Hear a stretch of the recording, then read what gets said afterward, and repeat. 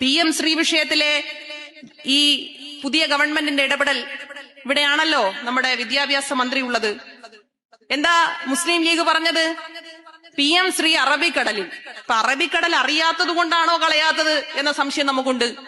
അറബിക്കടൽ ഒന്ന് കാണിച്ചു കൊടുത്താൽ ഞങ്ങൾ ഇതെറിയും എന്ന് പറയുന്നവരാണോ മുസ്ലിം ലീഗുകാർ എന്ന സംശയം നമുക്കുണ്ട്. ജനങ്ങളുടെ വോട്ട് വാങ്ങി വിജയിക്കുമ്പോൾ ആ ജനങ്ങളോട് നീതി കാണിക്കാൻ ഇവിടത്തെ മുസ്ലിം ലീഗ് ആയാലും കോൺഗ്രസ് ആയാലും അവർക്കെല്ലാം കഴിയണം.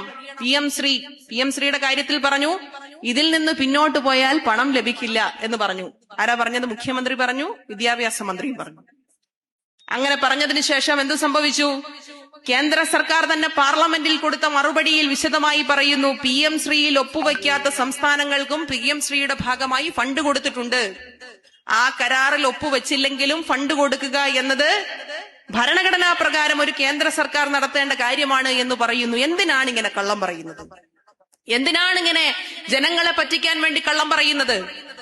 PM ശ്രീ ഉൾപ്പെടെയുള്ള വിഷയങ്ങൾ, PMAY പദ്ധതി നമുക്കറിയാം, സാധാരണക്കാരായ ജനങ്ങൾക്ക് വീട് വെച്ചു കൊടുക്കുന്നതിന് സർക്കാർ ഏറ്റെടുത്തിട്ടുള്ള പദ്ധതി. അതിൽ ഒരു പടി മുന്നിലേക്ക് ഏതാണ്ട് അതേ തുക തന്നെ തദ്ദേശ സ്വയംഭരണ സ്ഥാപനങ്ങളും കേരളത്തിലെ സർക്കാരും ചേർന്നുകൊണ്ട് ഏറ്റവും അധികം വീട് വെച്ച കാലഘട്ടമാണ് നമ്മളെ സംബന്ധിച്ചിടത്തോളം കടന്നുപോയത്. എനിക്ക് വ്യക്തിപരമായ അഭിമാനമുണ്ട്. ഞാൻ നേതൃത്വം കൊടുത്തിരുന്ന തിരുവനന്തപുരത്തെ, ഞങ്ങളെല്ലാം നേതൃത്വം കൊടുത്തിരുന്ന തിരുവനന്തപുരം നഗരസഭയാണ് ഈ കാലയളവിൽ കേരളത്തിൽ രാജ്യത്ത് തന്നെ ഏറ്റവും മുൻപന്തിയിൽ ഏറ്റവും കൂടുതൽ വീട് കൊടുത്ത തദ്ദേശ സ്വയംഭരണ സ്ഥാപനം.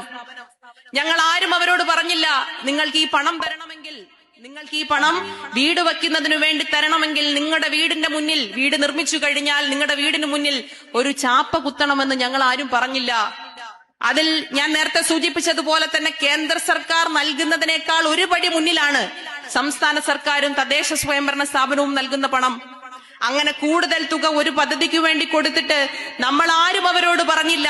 കേരളത്തിന്റെ മുഖ്യമന്ത്രി പറഞ്ഞില്ല, കേരളത്തിന്റെ തദ്ദേശ വകുപ്പ് മന്ത്രി പറഞ്ഞില്ല, കേരളത്തിന്റെ ജനപ്രതിനിധികൾ ആരും പറഞ്ഞില്ല, നിങ്ങളുടെ വീടിന്റെ മുന്നിൽ ഞങ്ങളാണ് നിങ്ങൾക്ക് പണം തന്നത് എന്ന ചാപ്പ കുത്തണമെന്ന്. അഭിമാനത്തോടുകൂടി ജീവിക്കാൻ നിങ്ങൾക്ക് കഴിയണമെന്ന് കേരളത്തിന്റെ മുഖ്യമന്ത്രി, അന്നത്തെ മുഖ്യമന്ത്രി ശ്രീ പിണറായി വിജയൻ, സഖാവ് പിണറായി വിജയൻ അഭിമാനത്തോടുകൂടി ജനങ്ങളുടെ മുന്നിൽ പറഞ്ഞു. അങ്ങനെ അഭിമാനത്തോടുകൂടി പറഞ്ഞപ്പോഴും കേന്ദ്ര സർക്കാർ പറഞ്ഞു, അങ്ങനെയാണെങ്കിൽ ഞങ്ങളുടെ പണം തരില്ല.